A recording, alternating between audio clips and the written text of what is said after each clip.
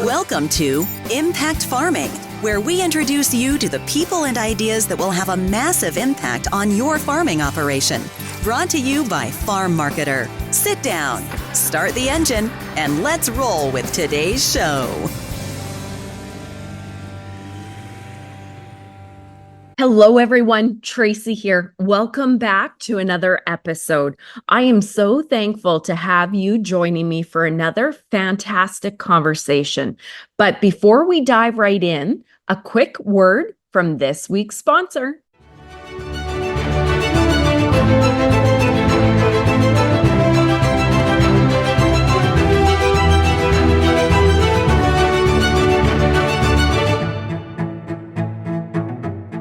Hello, everybody, and welcome back to another episode of the Impact Farming Show. Today, I have an amazing guest. I have Maggie Van Camp joining me. Maggie, how are you?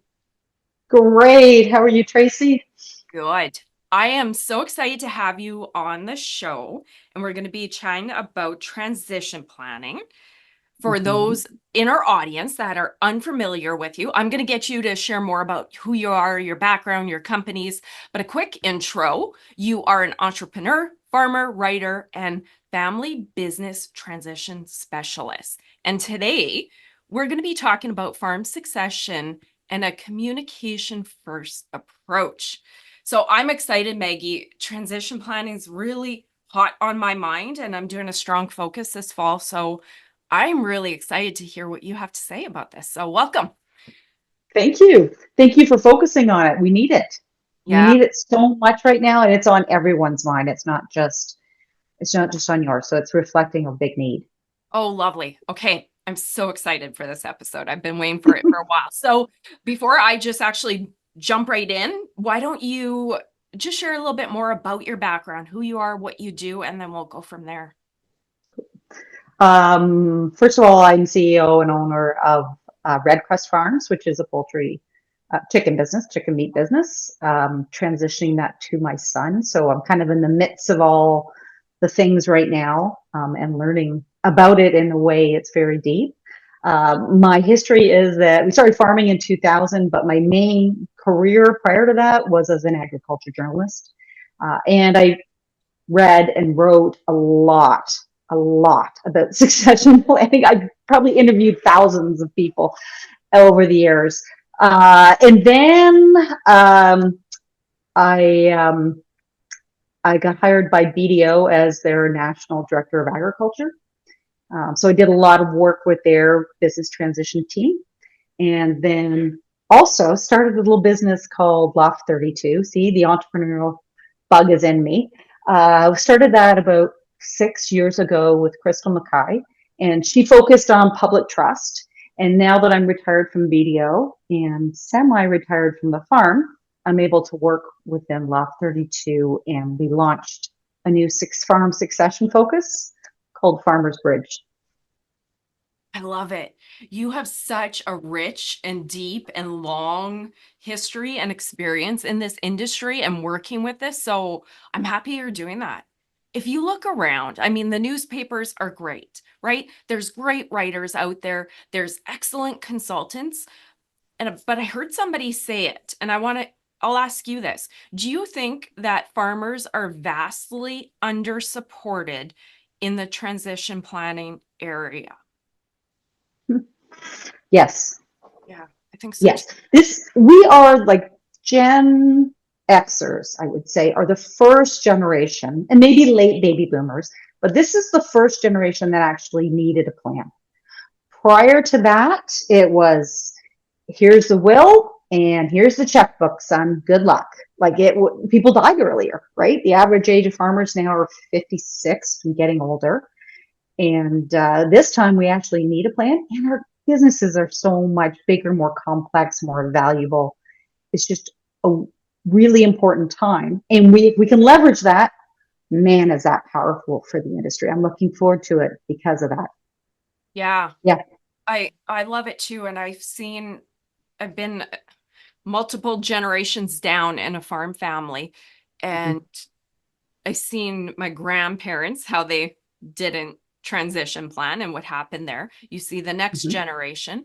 But I always say now us here that are in here, we have a lot of tools, a lot of knowledge out there.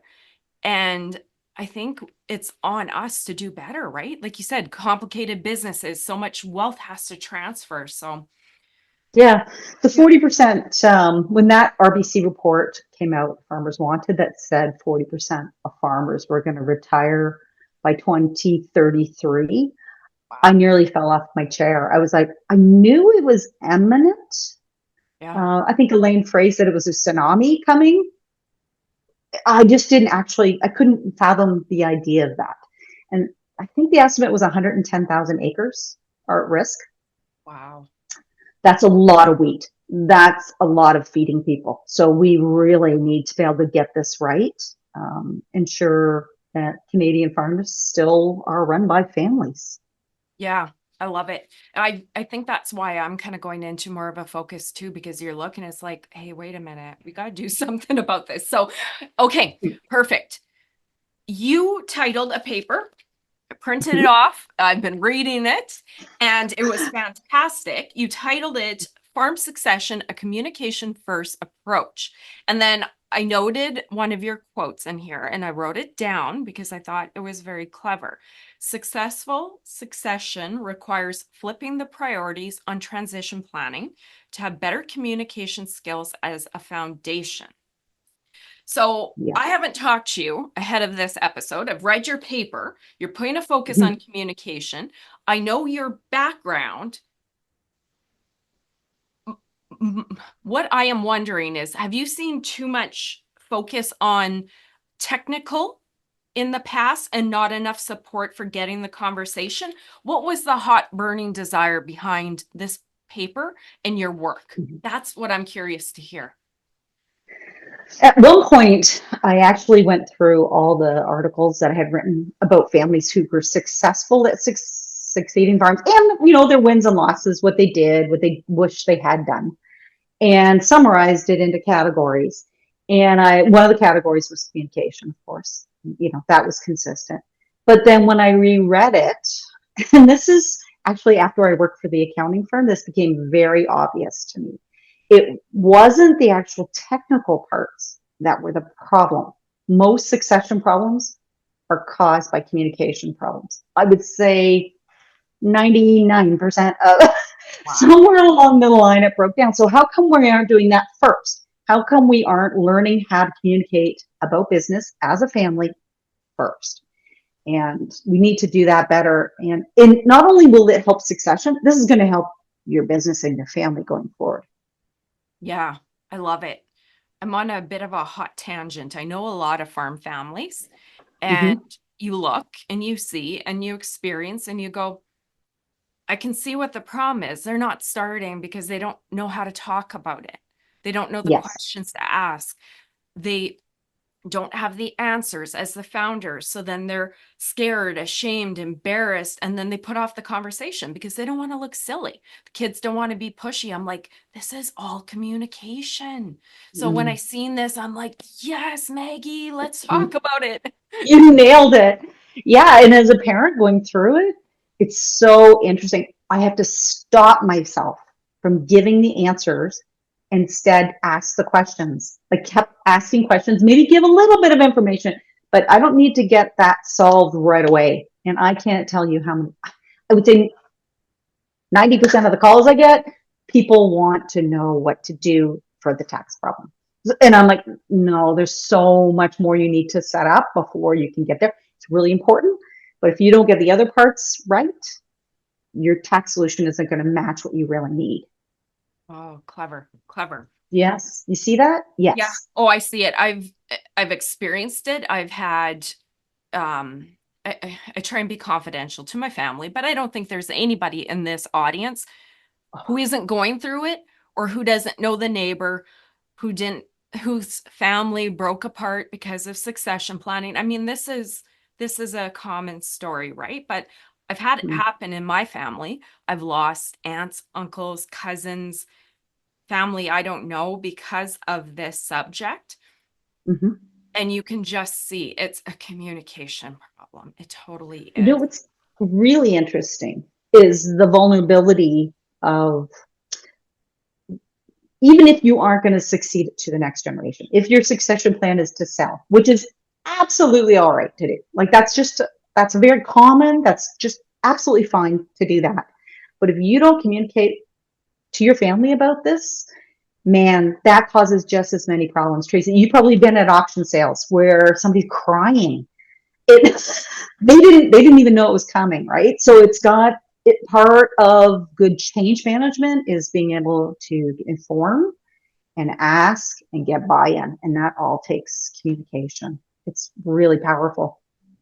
Well, and you know what excites me, Maggie, with people out there supporting initiatives, all the information.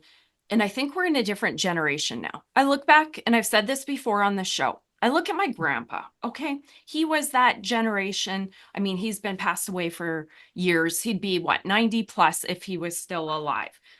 Mm-hmm. My goodness, he was breaking land. He was trying to farm with no money. He was just Mm-hmm. trying to keep his family alive. That's essentially what he needed to do. He didn't have the resources. I mean, there was probably a few paper articles about it, right? But that wasn't that Not really. generation. They weren't communicators. Then you go to the next one, okay. And then you come to us now. I mean, social media, communication. I think that's an opportunity because I think as a society, we're there now. With people like you, we can We can guide, get there, yeah. right? It is really interesting because what you're saying, well, my father-in-law was quiet, never said a word, like super poor communicator. And it was a struggle for our family. I'm not going to lie. I was like, how can I help these people? And it's my own family. It was just the way it is because all they could think about was more, more, more. Yeah. Right. That was the way to success, was to do more. And they worked so hard to get there. Yeah. Yeah. So that's I honor exciting. that. Sorry. I honor that. Yeah. Well, I do too. And you look at it and you go, you can't begrudge them for where they were as a society and development and communication and technology. Could they have done better? Neither here nor there.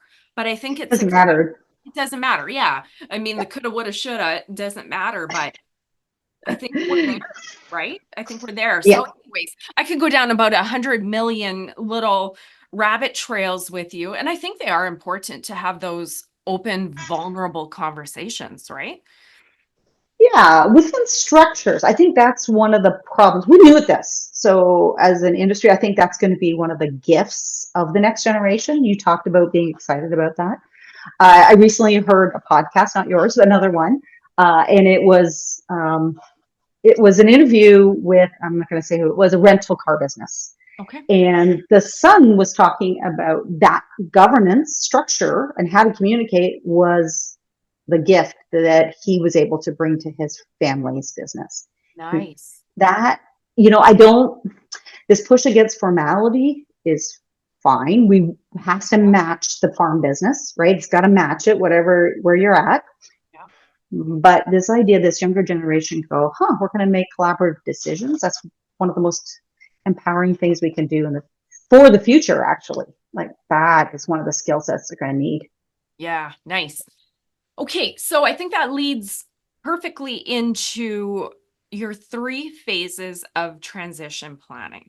So I'm curious if you can touch on your triangle, the 3 phases, and what each generation's doing during those phases. Kind of give us an idea what should be happening. Can you share that with us? Yeah, I use a schematic of a pyramid, of a triangle, kind of like a hierarchy of needs, but for transition planning, just to get some understanding, because you wouldn't try to fix a baler if you didn't understand how a baler works. So what happens is families just dive right in or make that call to their accountant, and they don't actually know what they're getting into. They don't know what's involved, and they wonder why they're afraid. Well, you have to have a general understanding. So that's what this is about, to get an understanding. So consistently with the accountants, they'd call up and say, okay, I need a tax plan. So-and-so's at ag college, I need a tax plan. And we're going to build a barn. They hadn't even talked to their kids at all. So I would say the bottom, the foundation of the triangle is about getting prepared and gathering information. And what I say by getting prepared is start having family meetings before you start talking about succession planning. Yeah, you're going to say, really? So much easier if you don't talk about the big issue that everyone's worried about. I've been at one of those meetings with our own family, and it went sideways really quickly because it was the only time we'd ever actually gathered to talk about business. So I was determined with my own children not to do that again. So you can do things like set up a code of conduct and how you're going to operate in these meetings. Kind of who's going to show up, who has a voice, who has authority, get that sort of set up. We started when my daughter was 14. And we decided, you have to show up on time, nobody's going to swear, all those things. My daughter chaired it. We decided that we were going to rotate the chair. So she chaired that meeting. It's only annual. The next year, I wrote the agenda, which actually I texted to them because that's the only way they could communicate. Yep.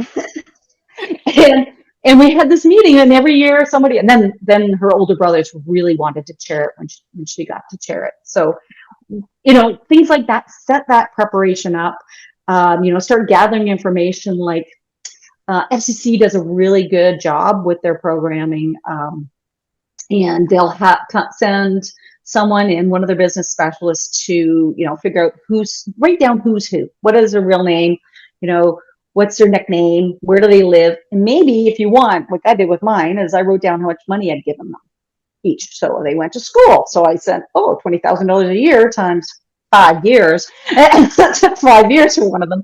That it started adding up. Write down your assets, what you have, where they're located, approximate value. This is just private information. This is just to give you a guideline. Start having those family meetings. Figure out how much it costs you to live. Oh, and Tracy, I know we've talked about this. Farmers mostly do not have a clue how much it costs them to live. Because we get to deduct everything in our home, right? And our vehicles. So get an understanding of, if you weren't to live on the farm, what is your cost of living actually?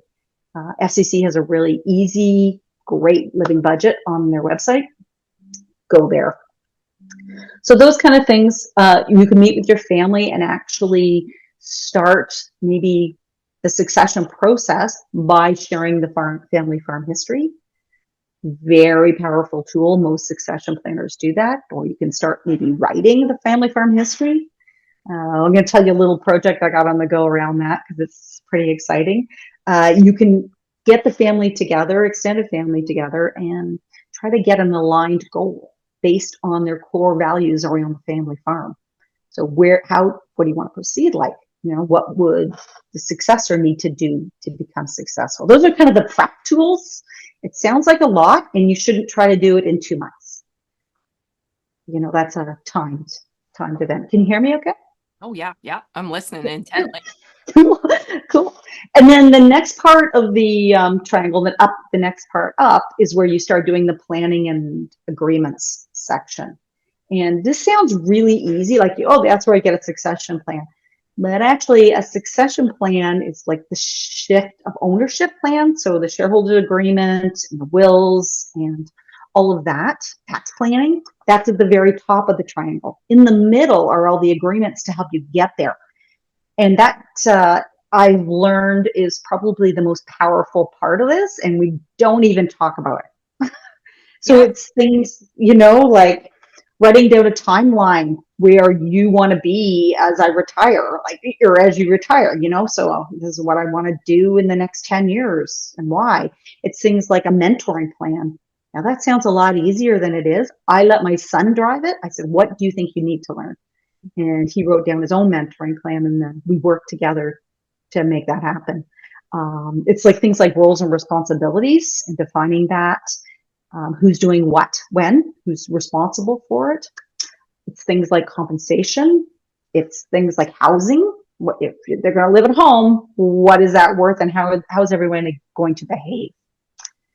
Those things like prenups and deciding if you want to do cohabs and prenups at that time is really important. And then then the other part of it, which is happening at the same time, are the things like a business plan. So co-creating a business plan with a successor can be so powerful. And without the business, you don't have anything to succeed. So you got to make sure that business is operating and has a good plan, probably a 5-year business plan. It will give you a guideline until you make the next move. It's interesting. There's something else in here that I read an article, a scientific article on, and that was that along with succession planning is the mirror of doing a retirement plan. And I hadn't really thought of it like that. It's so true. And it's like we're like pro athletes retiring, and all of a sudden we got to figure out what our new identity is, but also what do we want our retirement to look like? And that does not happen overnight. Trust me. It's dip your toe in, try a few things, start understanding how much it costs you to live, where do you want to live, and kind of an agreement with your spouse around that too.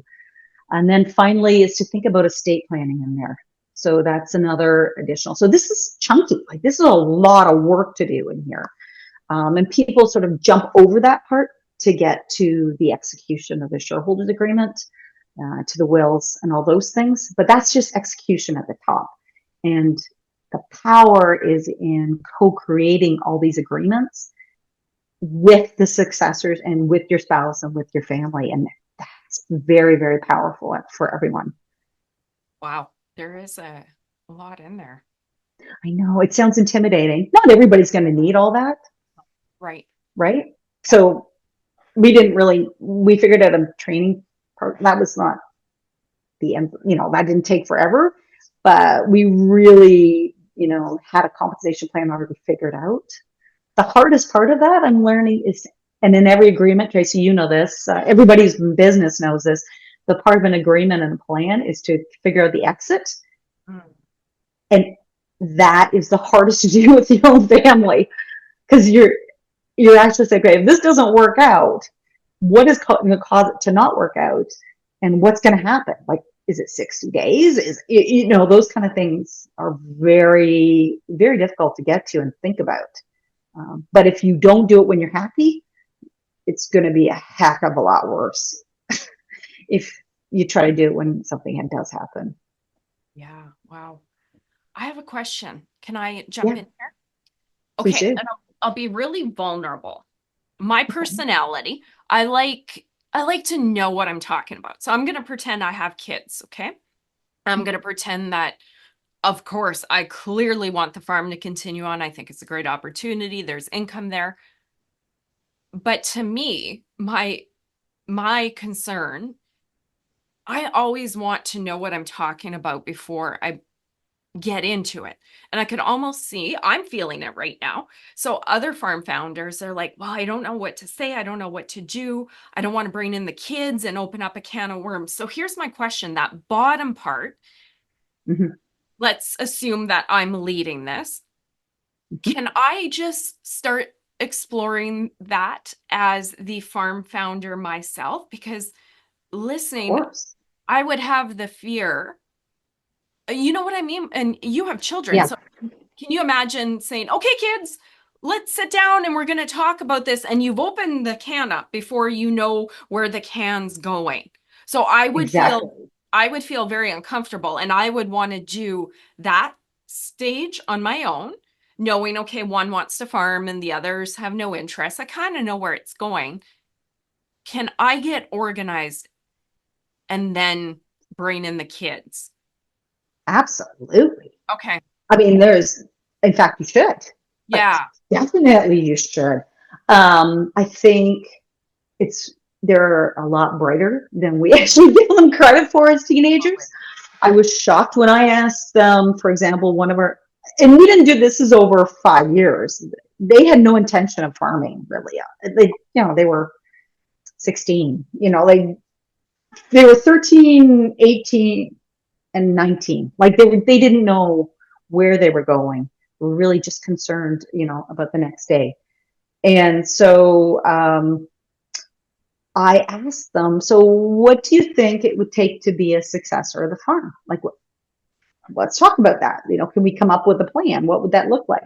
And they said, oh yeah, you need post-secondary education. You have to work off the farm for a while. Like, they nailed it. I hardly said anything, and they nailed it. So I actually believe that it's more powerful to talk about those little things, and make it very clear what role the family has in this.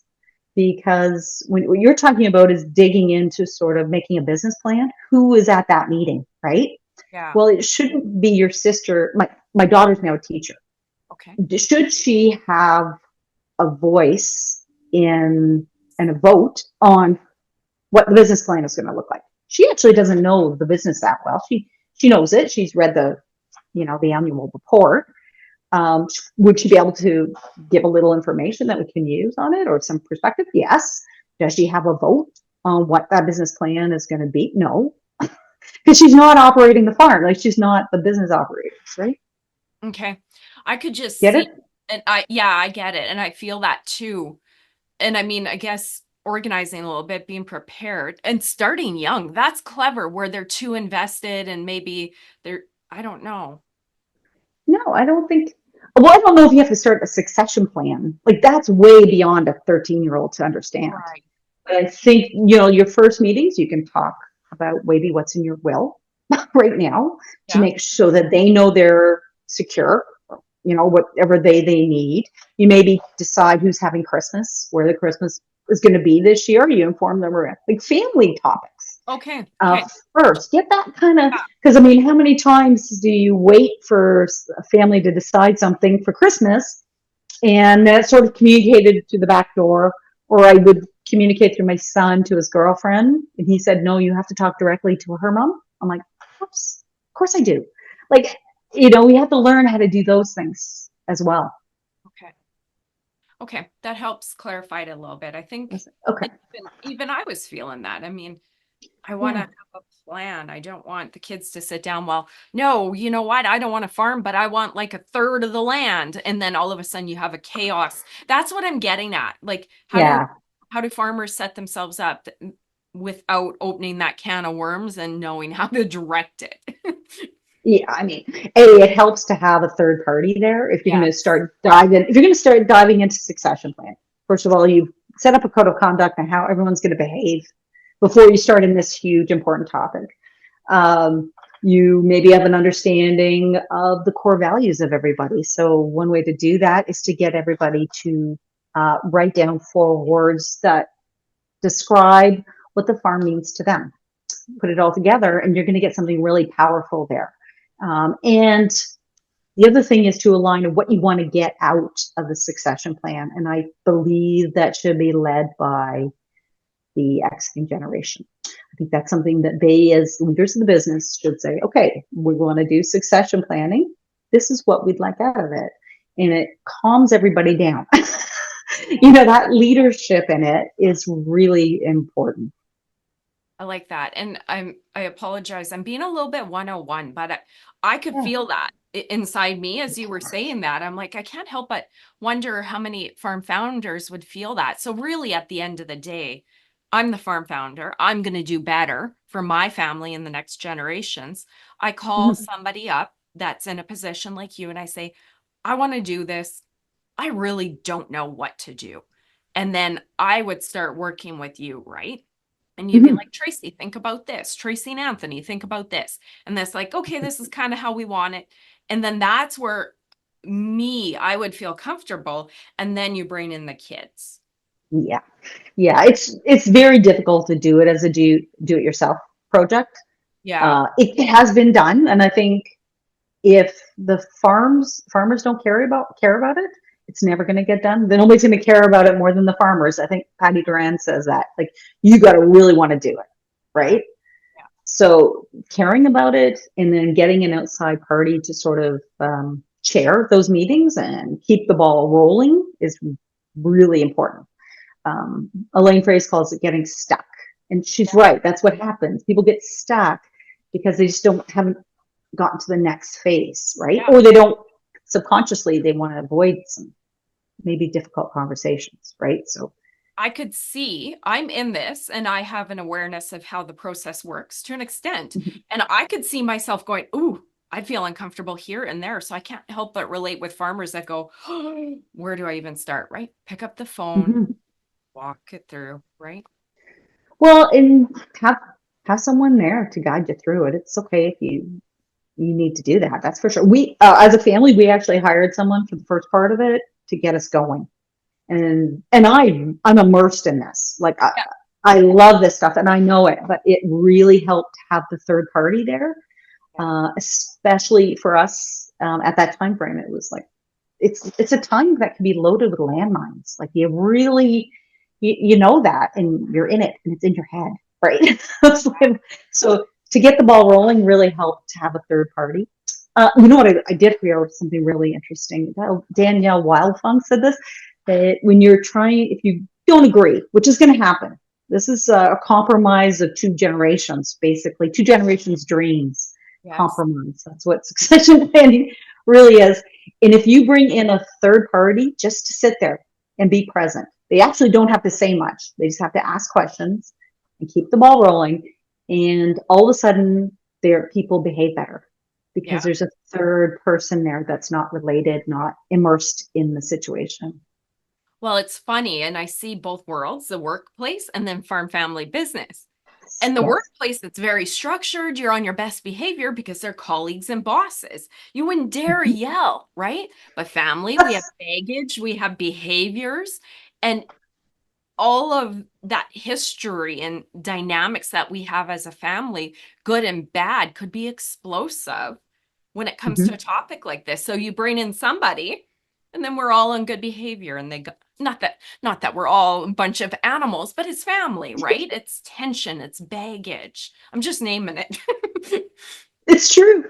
It's true. It's really interesting, even when you're working together, and how to be. You have to be careful in how you put things, right? Especially as you don't want to be critical.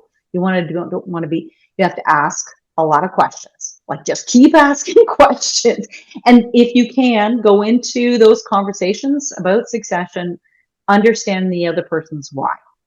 And Mm. actually, most conversations really start with that, and that takes a bit of discipline and just pausing and having a lot of grace for each other. Oh gosh, grace is such a huge part of this, right? Like grace and communications has got to be one of the number one things for yourself and for the other. You're going to screw up along the way. And Yeah. it's okay to laugh about it. Like you're like, oh man, I really didn't mean it. That came out wrong. Like I really didn't. That's okay to say. And maybe take a step back. This is non-linear process, Tracy. This is a Yeah. non-linear process. I always say kudos to the individuals that work directly with farm families, Mm-hmm. right? Because that's just, it takes a great amount of skill. I call it a coach. Like essentially, you look at a It's coach on a coaching. football field, they know the Mhm. plays.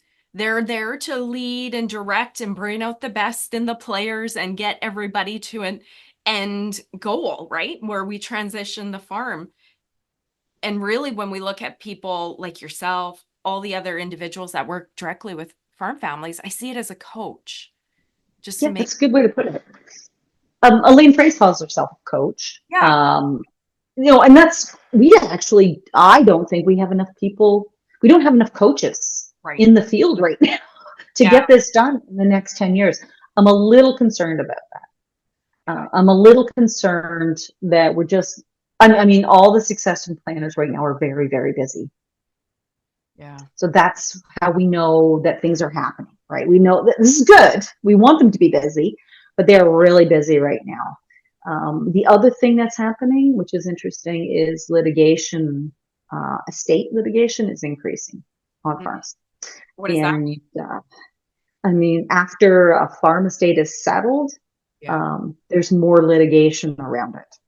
I've heard that. So if you don't communicate with your family and get your family talking to each other and agreeing, the likelihood of there being problems at death is way higher.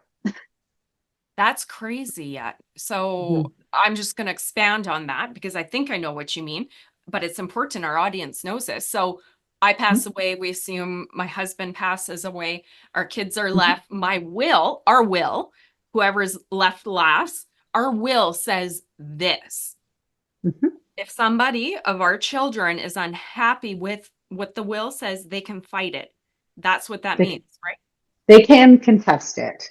I'm not a lawyer by any Yeah. stretch, but that's what's happening more is there's more questions about that, Heard that. about how it's split up, even at death. Like it's a problem. I mean, but if the family had talked about it 20 years ago and buy into the process, Tracy, if you guys had done that work with your family and explained why, had set up all these agreements, there would be a very clear pathway, and they would have agreed back then, so they're more likely to agree later, Yeah, it was clear. right? It was It clear, was and it wasn't a shock that the will is read, nobody's seen it, and then they're like, "What?" Right? And then, whoa. yeah, then they're angry and then they want to fight it. Yeah, I think that's where the opportunity is. Let's say people like me that have Mhm. young kids, teenagers, it's like, let's just Sure. start talking about it, right?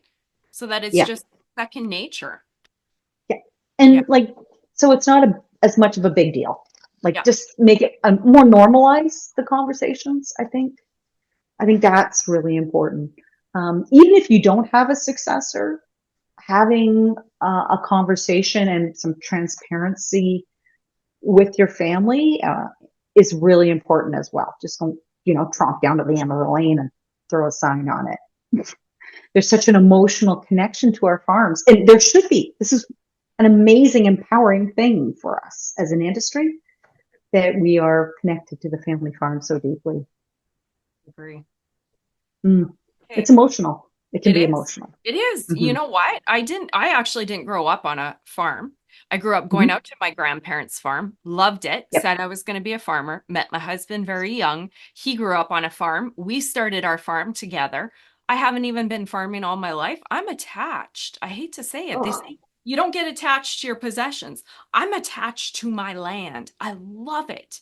So I can't Mhm. help no, reword that. I can see why there is so much emotion and attachment. And Yeah, it's not a it's an bad heirloom. It's as much an heirloom as a piece of art, or as a cottage. Like, and there's so many emotional connections to that we need to be able to communicate it before I was around gonna it. I was gonna say personally, I'm not a big fan of art, so better. I'm bugging. I don't know. Okay. I know you Mhm. have a term in here called slow Okay. succession. And Yeah. before we get to that, I want to ask you about some of the factors that's making succession planning a little bit more challenging than it was 5, 10, 15, 20, 30 years ago. So do you want to touch on that, like land prices? You just said the estate litigation, those kinds of things, because I think that will be a good way to lead into let's have a slow succession and then we can have that conversation. And nobody wants to hear that because actually and I quoted it in the paper, there was a survey done of entrepreneurs, Tracy, and they estimated how long it would take to do a succession plan. And they said 1 year. And in fact, it actually takes up to 10. Yeah. And that's shocking. That seems like so long. But when you look at it, in that preparation, all the plans have to do, and then you understand why it takes that much longer.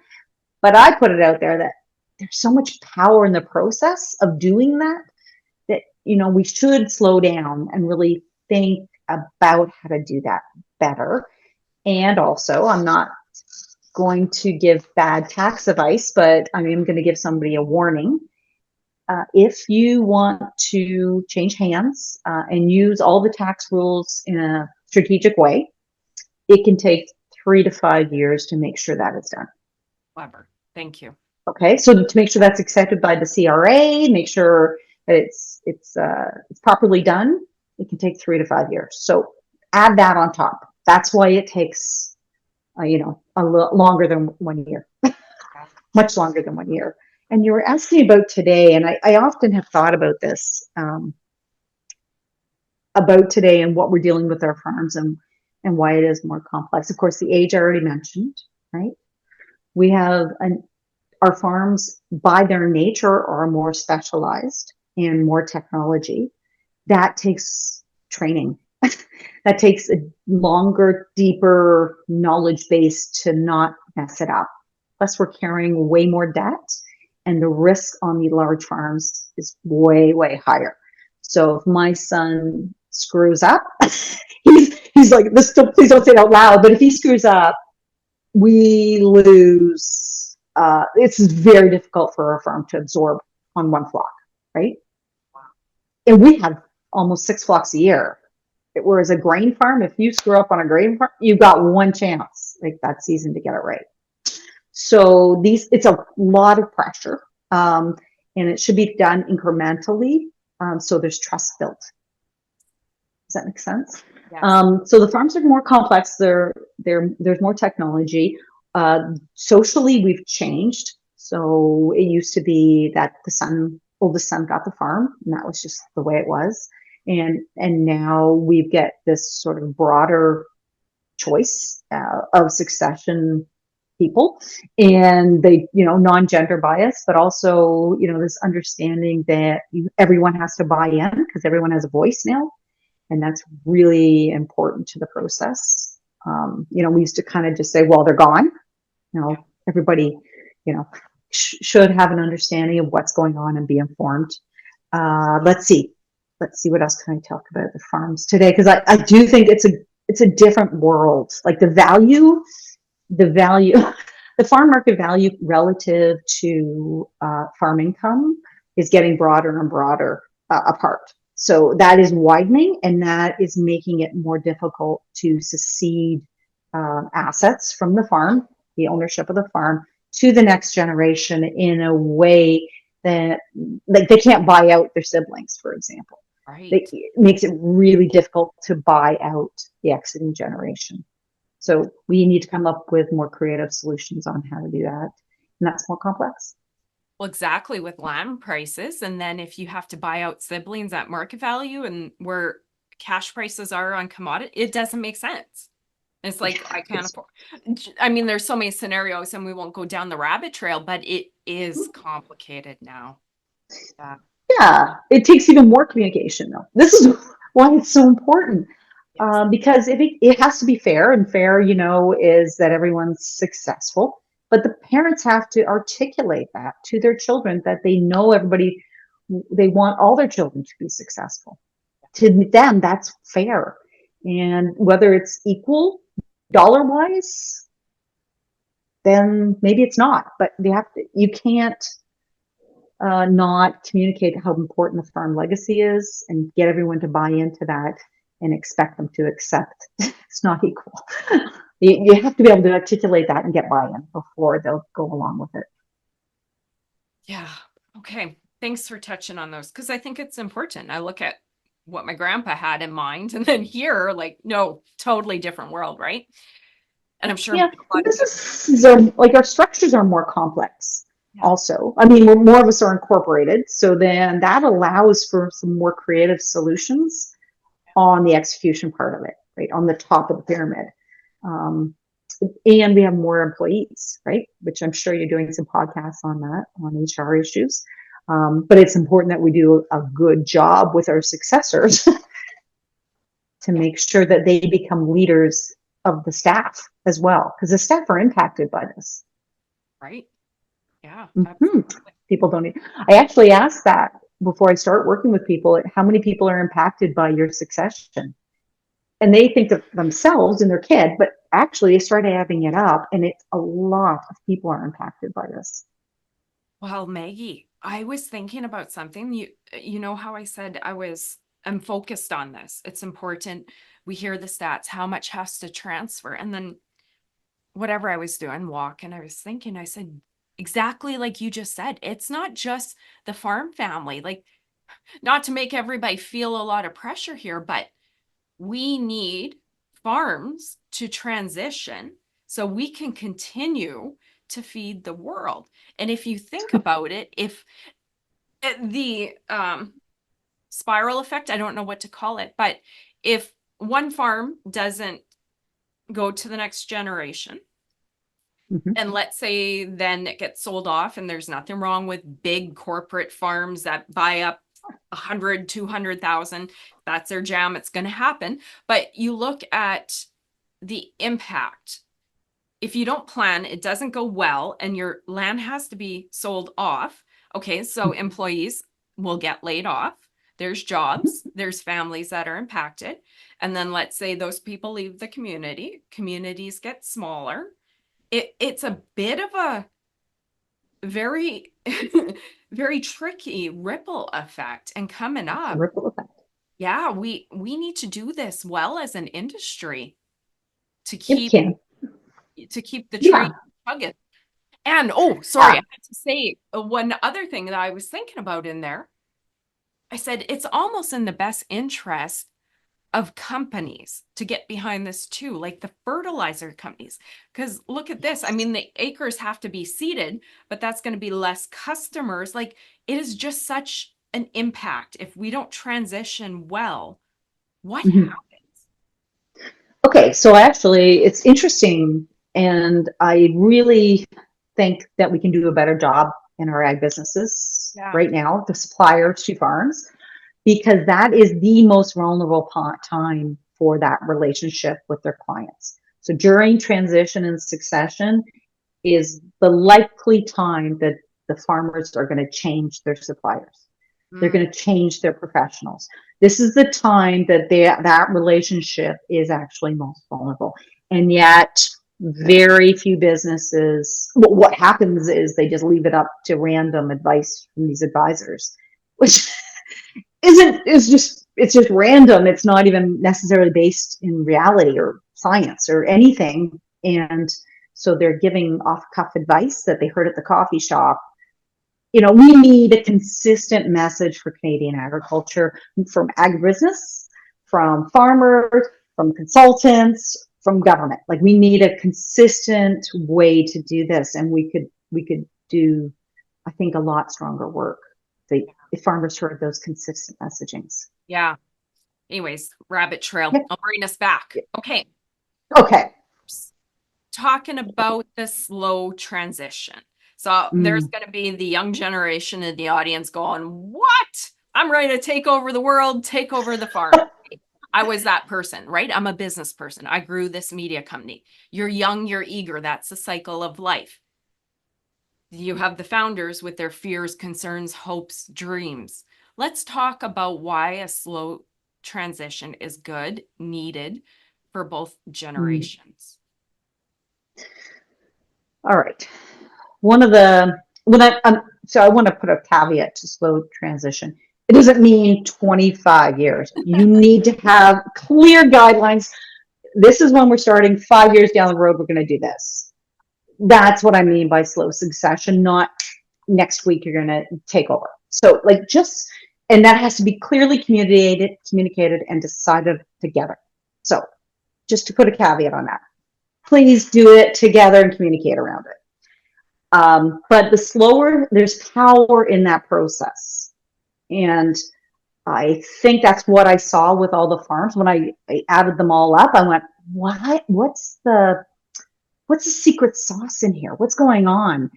And this has been researched quite a bit. And one of the interesting things was the farms that slowed down and made co-created plans. There was power in that because they learned how to make strategic decisions together and as a group. So we're going from a single decision maker, most commonly, to now multiple decision makers. Now that takes longer to do, right? In its nature, it's harder to make a decision when more people are doing it, but you get accountability in that decision. You get maybe more creative ideas and new ideas, maybe new technologies that you didn't even know could help solve that. You get maybe a different perspective from, one of the members of the business team on how to make that happen. So I think there's power in the process. The other part of this, Tracy, I love, and our mutual friend, Patty Duran, she has actually written a book about this. about learning how to be leaders of the next generation. So that's really what we're doing, is we're creating leaders for our business. And I love this concept because do you know how leaders learn how to lead? They lead something. You know? It's really interesting that they could do that in the time, and they're building support groups around them. So I've noticed this with my own son. He's built his own group around him to support him through his farming career. So he's got our accountant, but now he has a relationship with her. He's got his neighbor guy who happens to be mechanical. They're really good buddies. That's his, whereas I had a welder, that was different than his, so it's really important that they learn how to lead, and that they are not only by the exiting generation, but by their siblings seen as the leader. And mostly that's financial know-how. Yeah. My friend Richard Cressman said that exiting generation, what the parents really need to know is that their children can handle things financially. And that's really not something you learn some of the theory in school, but to apply it to real business, Tracy, it, right? Yes, I wow, know. what a great opportunity to try stuff. Like, wow. I took egg diploma in university, right? And then that's amazing. And that's what you need, especially if you're going to the workplace, but you come back to the farm and then you think you know it all, right? Because again, that's the nature, being respectful. That's the nature of life. And you have that courage and gumption that gets you going in life. But then I'm so thankful the reins were not handed over. We ended up building our own farm operation, but we started farming slowly with alongside Anthony's parents, land-based, but we bought our first group of 9 cows. And then this.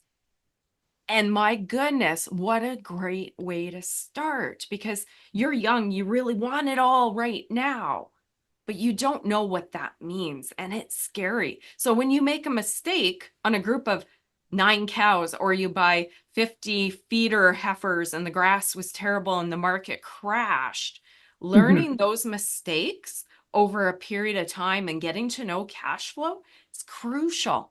I almost find it would be cruel to put a young person into a farm business that quickly, because you need a bump around, right? Like you need to learn, and like it's just not really real until you go through it a few times, right? And the beef industry is wonderful for this. It is one of the few sectors that people can try in a small incremental scale, right? Yes. Yeah. But there's nothing stopping you from doing a joint venture together.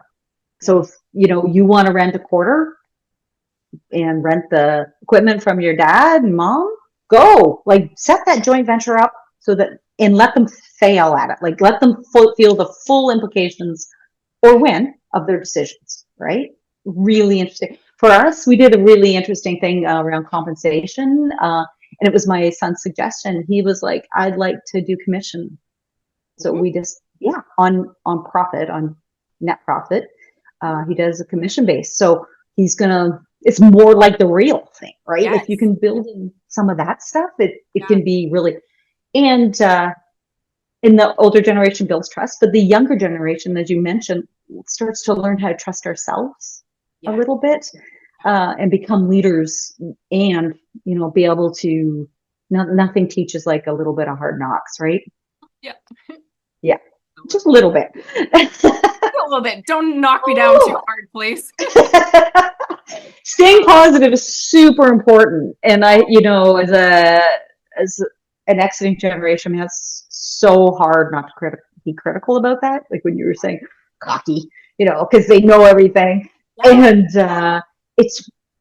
but you never get to move on beyond that, and they never do unless they start seeing things for what they actually are. Right. And then the respect comes in. Yeah. I think we were saying this before we started rolling, and you'll have a greater respect for this because you're going through this. But like I said, I feel I'm in the middle age-wise, so I get both generations. Not only now as a founder, here, you're young, you're eager, you want to take it over, you want to prove yourself now, right? Or maybe that's just my personality. Could be. Oh, you're A type, and that's like get started right now. But Let's do it. it's Yeah. fine. Yeah, yeah. Now, let's flip over to the founder side for maybe both sides that are watching, both ages. Mhm. We've built, you built your farm operation, I built mine. So we also have a life cycle that we need to Mhm. live out, a business cycle on our farm where we need time to enjoy it. And like you said, the stages of management. But I guess where I was going there, it needs to be done well for the founding generation. So we're not kicked out of something that we built too quick. You know what I mean? Mhm. Definitely. Definitely. Well, you won't leave. You'll Right. still hold the purse string Yeah. somewhere along that. Part of that is also it's much easier to leave a business that you're not financially completely dependent on, right? So if, yeah, that's difficult because that's what we do, right? But if you have someone in, say, a couple and the husband has a pension, suddenly the conversations can be a great deal different and it can give you a great deal of confidence. Or if you have an off farm investment, or if you kept some land separately in your name on the side. You know, like there's different approaches to doing it. I'm not going to say those are the solutions, but it gives you many, many more options if you have something that's not tied all into the same basket. Yeah. I'll ask you, I'm glad you brought that up because I have a sneaking suspicion, just on what I've seen and what hasn't been said, that a majority of farm founders would ignore the farm transition conversation because they go, I need this income. Like we use up every penny. Some years we make a little bit, some years we lose, but to be able to live, farm founders, we need this farm. And then not knowing there could be options and ways to plan that and finance that. I have a feeling a lot of farm founders stop and they ignore the conversation.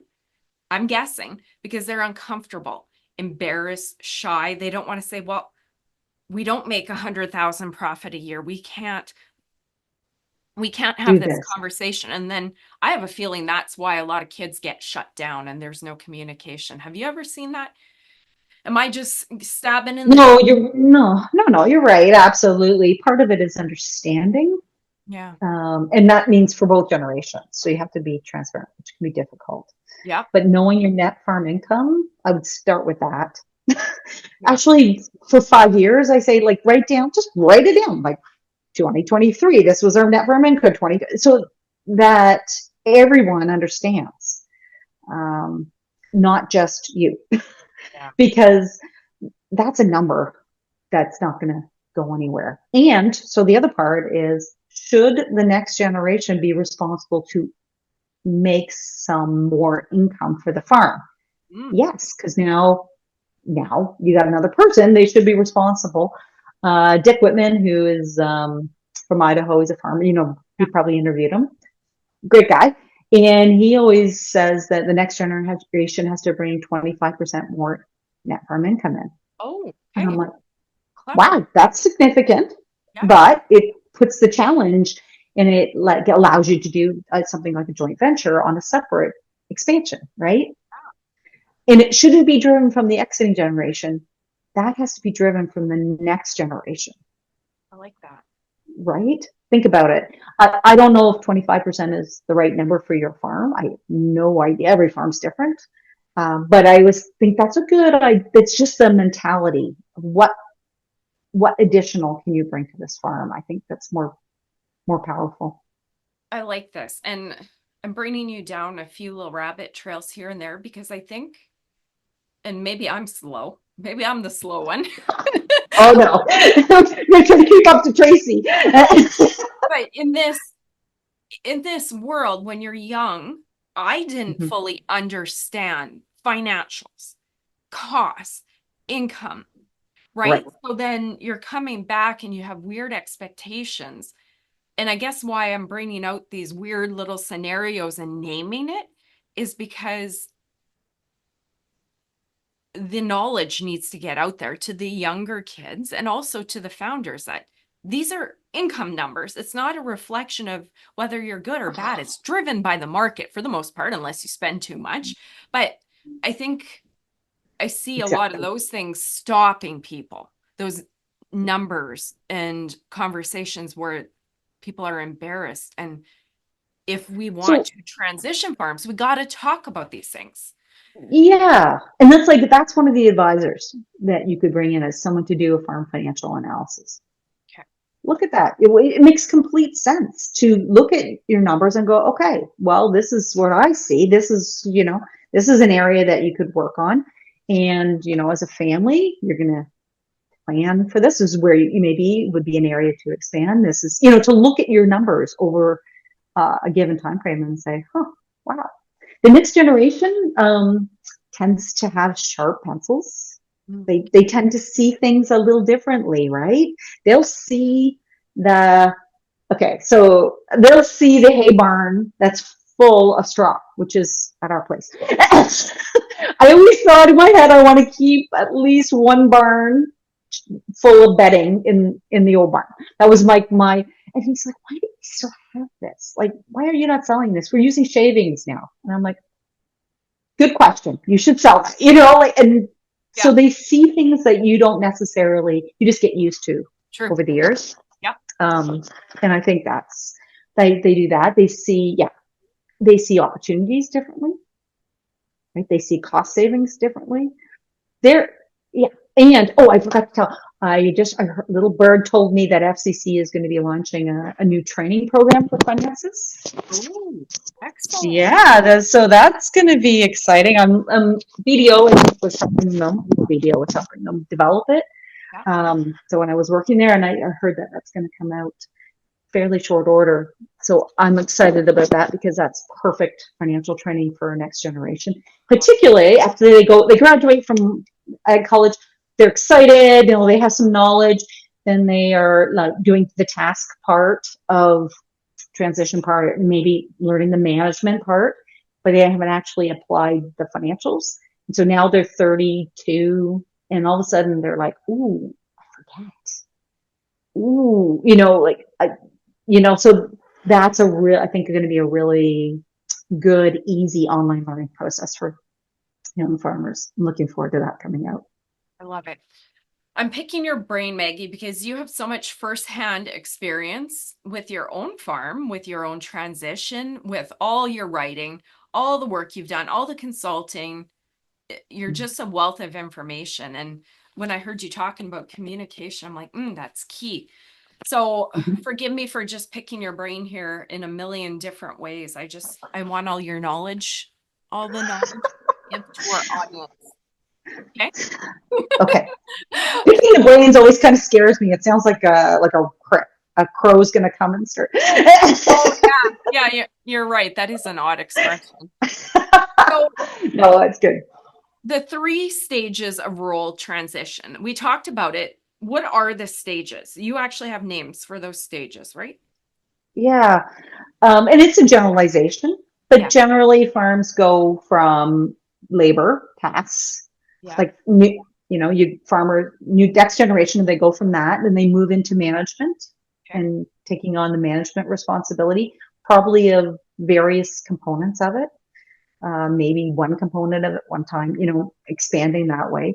And then eventually they get to the ownership part of transition. So it's not that, tomorrow you're going to come home to the farm, you're going to go from, shoveling shed to owning the farm. I don't think that's not a realistic, and nor should it be a thing you want to do. Yeah. I think that's the part, that's where the sort of entitlement word comes into play, I think, but to me, that's really a risky approach because they don't get the other stuff, all the power in there, all the learnings, and neither the older generation, that's not something they should want, I don't think, either. I love it. Thanks for summarizing that. It's interesting to sort of think about it. I had the pleasure and the rare opportunity to sort of look at the industry overall When we're all trying to do this very different solutions in different silos. Yes. And I got to sort of look at it overall and go, what are we missing here? Why is this not working? I mean, in 2016, there was only 8% of Canadian farmers with a succession plan. I don't know if you remember that. At that moment, I decided, I don't know what's going to happen, but I know our family, we needed a succession plan. And I can't imagine not having that in place. And then I was like, I'm going to do everything in my willpower to make this happen, using any skills I have. Then 2021 came out and it was 12%. And I was like, oh, now it was written succession plan. So prior to that, I think it was in people's heads. But yeah, I'm really looking forward to 2026 because I believe that there will be a great deal more farmers with completed written succession plans and en route. Like, I know there's way more people with wills. I know there's way more people making this happen. And also more farmers coming back to the farm and wanting to farm. That's a really positive thing. So. Okay, good. I had meant to ask you that. So I wanted to say, are we making progress? So that's good. Yeah. Good. You know, that FCC program that I mentioned, like in the preparation part, I heard yesterday that they do 700 farm families a year. They work with 700 a year. That is phenomenal. Like, that just, now, do they have it all? No, they don't have a succession plan necessarily, but they're started at least. And just even doing one piece of the puzzle is way better than not doing anything, right? Getting prepared is really important. I think it's, that gave me a lot of hope. Yeah. For the future. Yeah. That's good to hear. Good. Yeah. Okay. I've been picking your brain. I could keep you on here for hours. Sorry, picking your brain. Tapping into your knowledge, Maggie. I'm going to say it that way. Now that anytime I'm going to say picking your brain, I'm going to picture that. I'm tapping into your knowledge. Well, it's really interesting that where we are at now, because there are so many resources, it actually can be overwhelming. Yeah. Like, a friend of mine came one day. She was actually doing a panel on succession planning, and she brought this box, and it was full of articles. It was full of 10 steps to do this. And they had gone to every succession planning, I think, seminar that they had ever heard of. And she goes, and we're just stuck. And she slams the box down. I'm like, yeah, all the resources aren't helpful if you don't do anything. Yeah. Right? And if you don't have consistent meetings or whatever you do want to do, like if you don't have consistent meetings on this, you don't move you don't roll it ahead. And you stop building trust if you aren't consistently meeting. Because then, if you can't resolve something, let's put this on the side. Let's move on to the next thing. And next meeting we'll tackle it with more information. Like it allows you to do that. Yeah. Consistent. And then that time comes. And then you don't feel any more comfortable. And then you just put it off, right? No, not all of it. I think that's the thing. Yeah. You know what I've decided in my agendas? Anytime we're going to make a decision about something, I put a question mark on it. So when I'm texting them and we're going to do this and this and this, I put a question mark on the things I know that they know now that we've decided on this, and they've got to come ready to decide on that. Nice. Okay, one last question, and then I'm going to get you to share some of the work that you're doing, how farmers can connect with you, all that good stuff. But let's say there's somebody in the audience and they have kids. They want to do better than previous generations. They want to get this rolling. They want proper communication. You've listed a few throughout. What would you just recommend people to start doing on their farm to get that on their own? Yeah, just okay. There's lots of things to do. Yeah. But I'm going to just do more of the more altruistic ideas, not the structure, the governance structure part of it. So I'm going to, yes, there are a bunch of governance structures that you can create that don't have to be complicated, and you get to set that up. So that's one thing entirely, and you get to set it up how it works for your family farm. Okay, so I'm just going to say that. I'm not going to say what to do. That's kind of coaching I do. And it can be really useful. But as far as just being able to communicate about business and money, I think there's some things that you can, first of all, ask lots of questions. In fact, stop and make it a question if you can, instead of providing the answer. especially as an exiting generation, like stop telling them what to do and start asking them what they think they should do. And that's really, really powerful. And listen. Don't stop making assumptions around that. Make sure you ask lots of questions. Start understanding how you deal with conflict personally and how the people around you and your successor, how you deal with conflict. So really start observing that. It's not as complicated as you might think. That's just becoming a little more self-aware. And that is a very, very powerful tool. So yeah. Yeah. And because I think you and Patty had a conversation about how you reacted to conflict, right? Yeah, I love that one. And if we don't know that, we could be just button heads because of the way we communicate and need to process, right? Exactly. Yeah. And then if you know that, you'll understand the flags that this is accelerating. And oh, well, let's put this is a thin ice response. Let's put it over here. And okay, we need more information. Maybe we need to go and get a coffee. And while this is brewing a little bit, that time out, or circle back to the overall goal of what you want to get to, which is another thing that is really powerful. I would say if you are going to meet on a regular basis, make sure you create an agenda ahead of time. That is one of the most powerful tools. It should be part of your code of conduct that you send an agenda. You can send it by text. This does not have to be a Robert's Rules meeting. This is has to work for you. It has to work for your family. So, writing down 3 items by text. Okay, these are the things I'd like to cover. Do you have anything to add?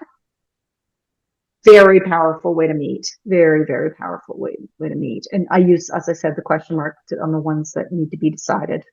Same with materials. You can send them ahead.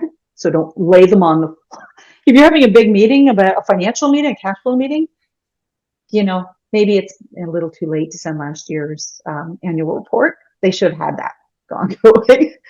Yep. And mostly I would say this, and this is my life lesson, Tracy. So if, I pass away tomorrow, take this for what it is, and your listeners, come with grace and pace. So understand that you're going to mess up. This is not a linear process. There'll be mistakes, and the next generation is going to mistake, and your sister's going to miss. There'll be things that aren't going to go right. But if you have a collective goal, just keep reminding of yourself of that and give yourself some grace about that, and maybe a little laughter in there. I always we take ourselves so serious, especially this process. Why not have a little fun in the process? And that's awesome. And the pace component I learned it the hard way. And that's understanding that not everybody operates on the same speed as you. And Tracy, I feel like you're the same as me. Yep. We get stuff done. We get on it and we do it, right? That's our nature. But of course, pace matters, what season it is, what's going on. My son is very methodical. He's going to be an electrician. I admire that greatly. And he has to have it all mapped out in his head, like you would. Yep. And so once I understood that, and he understood what I was about, then we could go, okay, well, he needs time to percolate this and see where it might be going. So we understand each other's pace a great deal more. And it took the pressure off him. Because he was feeling a lot of, oh my God, I got to get this done. My mom needs, Right. Yeah. So that's, pace and grace. That's beautiful. And, those are the kinds of things, they call them the soft skills. And I'm going to argue the soft skills are the hard skills to me, right? Like communication, and especially with your family, your spouse, that's not always easy, right? Because there's layers to it, and personality types, just like you said. If we're a now person, and I've given that example, I can talk about anything like this, and I usually want to. But then when you come to somebody like your son, like you said, and they're like, oh, whoa, I need to think about this. And then if you continue to push, what's going to happen? Whether it's spouses, children, they're going to feel cornered, and then there's going to be argument, blow up, whatever, right? I think some of those things are like just the magic sauce and communication between family members. Yeah, setting up timelines. Those timelines are guidelines. I mean, That is actually one of the most powerful things for me, was to get a visual of where I was, how much time I had left, and then overlaid that with what our successors were doing and where they were at and how much time they're going to need to pay off debt. Mm. Like, once I could grasp that, I'm like, okay, then I need to do action here. Oh, I need 5 years for my tax plan. Okay, we got to put that in. Like, I could go back, because we all, average age of people now is 85 or 86. So we got to come back from there and go, oh, well, what is retirement going to look like? And then also, are we going to get out of the way for the next generation to be successful? That's another question. And in the next episode, that's a good topic. Would you do that? Would you cover that for me? Yeah, geez, that needs to be covered. So much to talk about. Okay, so fun. You have your company Loft,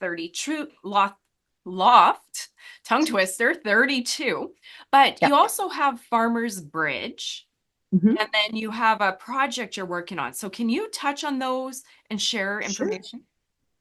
Yeah, Loft 32, one of the side projects, I guess, of Loft 32 is Farmers Bridge. And if you want to go to farmersbridge.ca, we are trying to inspire and motivate succession planning. So doing these kind of conversations, thank you so much. We're trying to connect those people with the advisors that they will need. So that's also another stumbling block. You talked about fear, because, it turns out nobody knows how to, like, the tax book is like this big for farms. So, you need a good tax accountant, and not everybody has a good tax accountant. And where do you find a good tax? That's supposedly the connecting part that I'm trying to help with. And then there's another project that we're doing, and this just falls into the project bucket, I guess, in that in December the 3rd, we're going to launch this. And this is my first time actually talking about it publicly, so I'm kind of excited. One of the components of doing a good succession plan is for the exiting generation to tell the legacy stories of the farm. So get everybody kind of up, how did we get to this point? So it dawned on me that we could do videos, which would be really wonderful keepsakes for the family.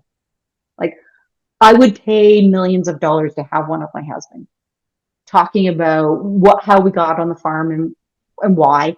That's just, when he passed away, I look at those old videos and I go, oh my God, I wish I had one of him talking about that, right? And I thought, well, why aren't we doing this? So we are going to make them available. They're farm family legacy videos. They're done remotely. There's going to be 2 tiers. One is a remote one that can be done over a Zoom recording, using very simplified equipment, but you're interviewed. So you are actually asked the questions that will spur you to tell the stories of your farm and your family. It's really beautiful. I did it as a test run and I cried, which I never cry. So it's like really powerful. And we also have another one that is like on location videos. So that's really high end, but they can be beautiful legacy pieces for your farm and for your family. And I'm really excited to get them. This is the history of rural Canada that we're doing. Wow, that is fantastic. What a great idea and so needed. You're right. I would pay a lot of money to be able to get my grandparents on camera. And obviously you can't go back. And the funny thing I've realized with age, and maybe I'm slow to the game, but I didn't ask all those questions that I would love to know now back then, because I was too young. I was worried about other stuff in life. Now I get to the point, I'm 42. My grandma's been gone for, 10, 15 years. My grandpa's been gone for 5. Like, they're gone. Yeah. And if you don't think of those things, and there wasn't these kind of options, that's gone. You don't have that legacy anymore, right? I know. And it's a beautiful way to start the questions that are really important in succession planning. So this is actually the cusp. This is what we want to do to begin with. I do believe it's going to be a beautiful keepsake for families. There's no doubt about that. But the thing about it is that we started writing questions that would be this videos played at a family meeting, for example. And then after you have 3 or 4 questions that you can ask, what were the problems in succession in the past? What do you wish you had done better? Those kind of questions start coming out under that lovely legacy piece. And then you can start building out from there. I think it's going to work really well. I'm excited about it. There's a limited number. We're going to launch the 3rd, I think, of December. So you can find us on Insta and Twitter and LinkedIn. Or you can go right to the website, because you can actually find out more information at the end of November about this. Okay. Let me know when you guys launch it, and then I'll make sure to promote this out for our audience. Thank you. Help you guys get the word out. That's really cool. Thank you. And it's reasonable. Like, it's not an outrageous amount to do the remote ones, and you can do it by cell data, so it doesn't rely on internet speed. Okay, wonderful. Yep. Oh, Maggie, I could talk for hours and hours and hours. I was really excited about this because you have such an amazing background in this. You've worked with so many families. You've gone through it yourself. And I think these are the conversations that we need to have in the communication, right? Communicate. Yeah. If we can get this right, succession is directly related to profitability if it's done well. And so our farms can actually be way better. We can, use new technologies. That next generation is going to bring the energy, like you talked about, to Canadian agriculture. So the next 10 years are going to be pivotal. This is our TSN point. This is our demographic turning point. And I'm really excited because I think that with a little bit of help, farm families are going to do a great job at this and be better than any generation of Canadian agriculture farms. Ooh, I love it. Yeah. Those are powerful words to wrap up. What I'll do is I'll put all your information in the show notes. So if anybody wants to connect with you, check out Farmers Bridge, all that good information. Is this available for download or is it private? No, it's on the website. It's on the farmersbridge.ca website. Okay. Perfect. So Because I Love You list is on there as well, that they can access for free, which is just a list if you lose the key decision maker in your family or a key operator. Where are the passwords? And so you can download that for free on our website. And it's pretty straightforward, but I know personally I used it. It was made between myself and our rancher from Manitoba, Angie Fox, you probably know. So we made that years ago, so that's available and it's a downloadable, so you can keep it privately on your own. Okay. On your own systems. A specific link to that page too, just to kind of guide everybody. So if you're watching, go to Farm Marketer, Impact Farming, find this episode, show notes, and you'll get this all. So Maggie, amazing. Thank you so much for your time. Our conversation was long. I figured it would be. Thank you for just going with me on all of this and the little rabbit trails. I think so. Oh, no, it's fine. You're a great interview for that reason, because not everybody knows and can ask the kind of questions that you can ask Tracy. So thank you for talking about this topic. It's important. You know it. Yeah, I know it. And I'm excited just like you are. So thank you so much, Maggie. Thank you. And you in the audience, if you enjoyed this as much as I did, like it, share it, and get it out there, because honestly, every farm family needs to hear this conversation. Thank you, guys. See you next week. Bye-bye. You've been listening to Impact Farming. For more great episodes and articles designed to help you manage and grow your farming operation, head on over to farmmarketer.com. Don't forget to sign up while you're there. We will see you on the next episode.